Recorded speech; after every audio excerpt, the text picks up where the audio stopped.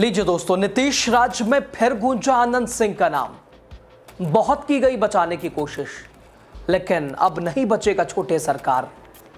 दुलारचंद मामले में आखिर ऐसे मोड़ पर पहुंचा केस, क्यों फंस रही है नीतीश सरकार, बताएंगे आपको। लास्ट तक आप बने रहिए। आप देख रहे हैं द राजनीति बिहार का विशेष सेगमेंट खबर और विश्लेषण। मैं हूं आपके साथ यासूब रजा। दोस्तों, बिहार की सियासत में एक बार फिर बारूद की गंध है। मोकामा की गलियों में गूंज उठा वही नाम जो कभी अपराध का पर्याय था, लोगों के बीच डर का साया था, छोटे सरकार आनंद सिंह। फिलहाल दुलारचंद यादव मर्डर केस में बाहुबली और जेडीयू प्रत्याशी आनंद सिंह पर शिकंजा कस चुका है। लेकिन बड़ा सवाल, क्या यह सिर्फ गिरफ्तारी है या नीतीश सरकार के संरक्षण में पल रही अपराध की राजनीति की पोल खुली है? आपको बताएंगे।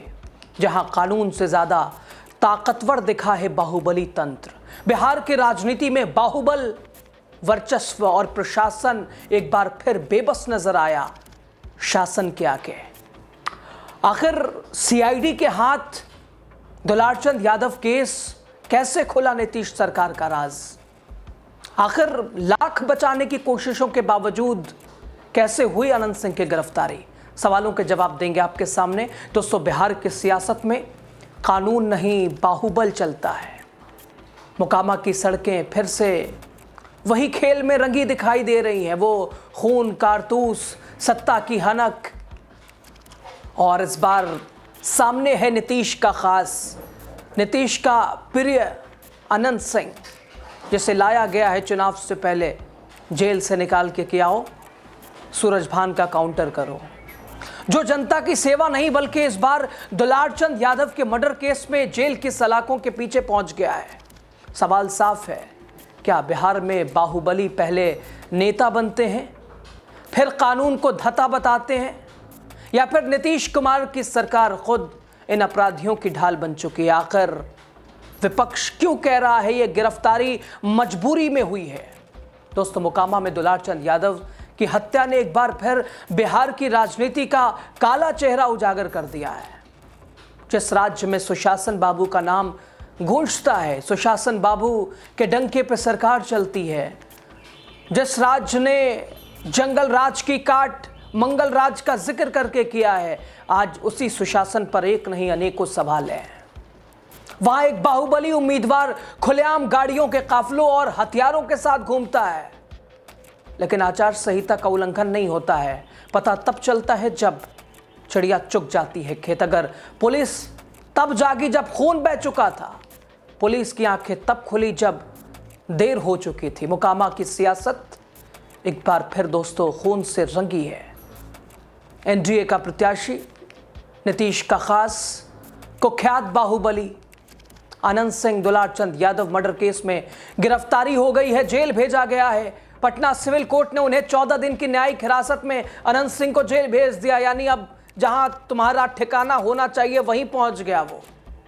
क्योंकि ऐसे लोगों को शायद बाहर रहने का अधिकार भी नहीं है, जो ना राजनीति का र जानते हो, ना बोलना जानते हो, ना कुछ कहना जानते हो, ना लोगों की सेवा करना जानते हो, दबदबा अपना कायम करना जानते हो। बस लोगों के बीच अपनी अलग छवि, अपनी अलग पहचान, वो तानाशाही वाला, वो एक सरकार वाला कि भाई जो है हम ही हैं। दोस्तों, बीते रविवार को पुलिस ने आनंद सिंह और अन्य आरोपियों को मजिस्ट्रेट के सामने पेश किया। एसएसपी की टीम ने बाढ़ स्थित कारगिल मार्केट से आनंद सिंह की गिरफ्तारी की। गिरफ्तारी के वक्त सुरक्षा के कड़े इंतजाम थे, लेकिन यह सवाल भी उठा कि आखिर इतने दिनों तक नीतीश सरकार चुप क्यों बैठी? आखिर कौन वो कह रहा है कि यह गिरफ्तारी मजबूरी में हुई है? मोकामा की इस खूनी खेल में अब सीआईडी की एंट्री हो चुकी है, जहां डीजीपी के बयान के लॉ एंड ऑर्डर को मेंटेन करने के लिए हर बड़े और कड़े कदम उठाए जाएंगे। और दूसरी तरफ अब सीआईडी की भी एंट्री हो चुकी है। और क्या अब परत दर परत अब आनंद सिंह को संरक्षण कहां से प्राप्त था, वो राज भी खुलेगा। बिहार की जनता पूछ रही है, अगर कैमरे माइक ऐसे हावी ना होते तो क्या ये कार्रवाई नहीं होती? सरकार की आंखें ऐसी बंद रहती और वो ऐसे ही अपना प्रचार करता? हत्याकांड के आप देखिए अगले दिन किस तरह से चुनाव प्रचार, किस तरह से दबदबा, वर्चस्व क्षेत्र में, मोकामा क्षेत्र में दिखाई दिया है। खैर दोस्तों, सीआईडी ने अब इस पूरे केस का जिम्मा अपने हाथों में ले लिया है।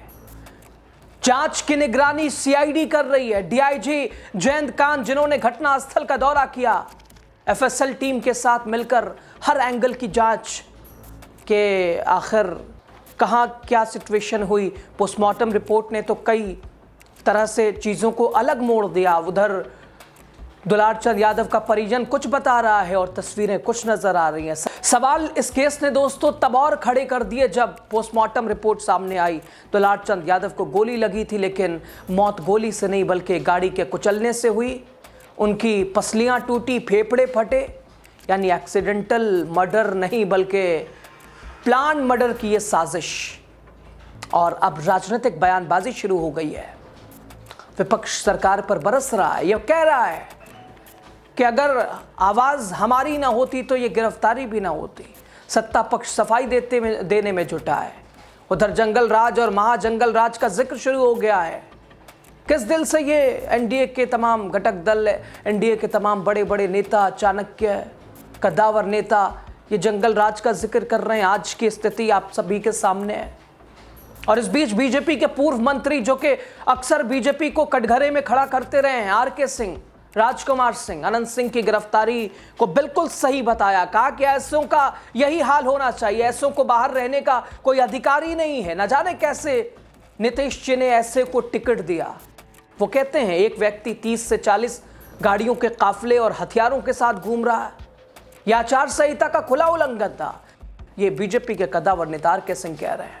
यानी बीजेपी के जो बड़े नेता हैं वो भी नीतीश सरकार, अपनी सरकार की लापरवाही के ऊपर सवाल उठा रहे हैं।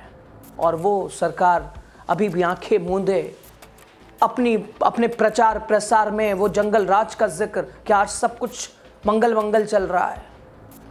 और इधर कांग्रेस भी हमलावर है। सचिन पायलट सीधा बीजेपी गठबंधन एनडीए पर, नीतीश सरकार पर हमला बोल रहे हैं।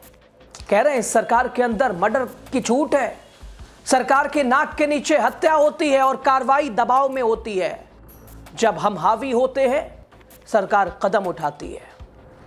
खैर दोस्तों, मोकामा में एक बार फिर वही पुराना खेल। नेता बनते हैं आरोपी, आरोपी बनते हैं प्रत्याशी, और जनता बनती है तमाशाबीन। एक बार फिर ऐसी तस्वीर नजर आई है। मोकामा के लोग भी इस पर्याय से डरे हुए हैं। मोकामा की राजनीति नहीं, पूरे बिहार की राजनीति, पूरा बिहार डर के साए में है। चुनाव से ठीक पहले ये सुशासन की पोल जिस तरह से खुली है और सरकार बिल्कुल बेबस होकर कार्रवाई करने पर मजबूर। लेकिन अब सीआईडी के हाथ केस परत दर परत, वो राज भी खुलेंगे कि आखिर कैसे डाइवर्ट किया जा रहा केस को, कैसे इसे एक्सीडेंटल रुख देने की कोशिश की जा रही है, और कौन छोटे सरकार को बचा रहा है, किसने अभी तक बचाया है, और क्या सही में ये गिरफ्तारी दबाव में आकर की गई है। खैर, डीजीपी विनय कुमार ने सख्त बयान दिया, कड़ी टिप्पणी की, कहा अपराधियों पर कोई ढील नहीं बरती जाएगी। लेकिन हकीकत यह है कि अब तक 80 से ज़्यादा गिरफ्तारियां हो चुकी हैं और फिर भी मोकामा में हथियारबंद गिरोह का डर कायम है। अनंत के लोग अभी भी वर्चस्व दिखा रहे हैं। अनंत के लोग अभी भी मोकामा में वही दबदबा, यानी ज़रूर अनंत जेल में हो लेकिन उसके लोग, उनके कार्यकर्ता अभी भी वैसे ही ताल ठोक रहे हैं। खैर दोस्तों, बाहुबली राजनीति बिहार के रगों में इस कदर समा गई है कि अब अपराध और चुनावी ताकत एक दूसरे के पूरक बन चुके हैं। अनंत सिंह का नाम सिर्फ एक केस नहीं बल्कि ये उस सिस्टम की कहानी है जहां अपराधी सत्ता के संरक्षक बन जाते हैं, टिकट प्राप्त कर लेते हैं, चुनाव लड़ाने के लिए उन्हें लाया जाता है, और जब उन पर आरोप लगते हैं, मुख्य आरोपी जब किसी कांड का कोई परिजन बताता है तो उनका जिक्र हटाने की कोशिश की जाती है, केस को घुमाने की कोशिश की जाती है, अलग रंग दिया जाता है। खैर, देखना यह है क्या नीतीश का राज, सुशासन का सच सीआईडी की जांच सामने लाएगी, सीआईडी की जांच सच्चाई तक पहुंचती है, या केस फिर बिहार की राजनीति के फाइलों में दबकर रह जाएगा। मोकामा की आग ठंडी नहीं हुई है और इस आग में जल रही है नीतीश सरकार की कानून व्यवस्था की साख, नीतीश सरकार का लॉ एंड ऑर्डर। खैर, खबर पे आपकी राय क्या है? अपनी राय जरूर कमेंट बॉक्स में दीजिएगा। आनंद की गिरफ्तारी के पीछे आप क्या मानते हैं? क्या दबाव में ये कार्रवाई की गई है? और आनंद की क्या जगह वही है जहां अभी 14 दिन की न्यायिक हिरासत में है? क्या लगता है आपको? कमेंट बॉक्स में अपनी बात कीजिए। लास्ट तक आप बने रहे, शुक्रिया। वीडियो शेयर कीजिए, आनंद के कुर्खों तक भी पहुंचाइए, मुर्गों तक भी पहुंचाइए। लास्ट तक आप बने रहे, आपका शुक्रिया। द राजनीति बिहार को सब्सक्राइब कीजिए, चैनल को शेयर कीजिए।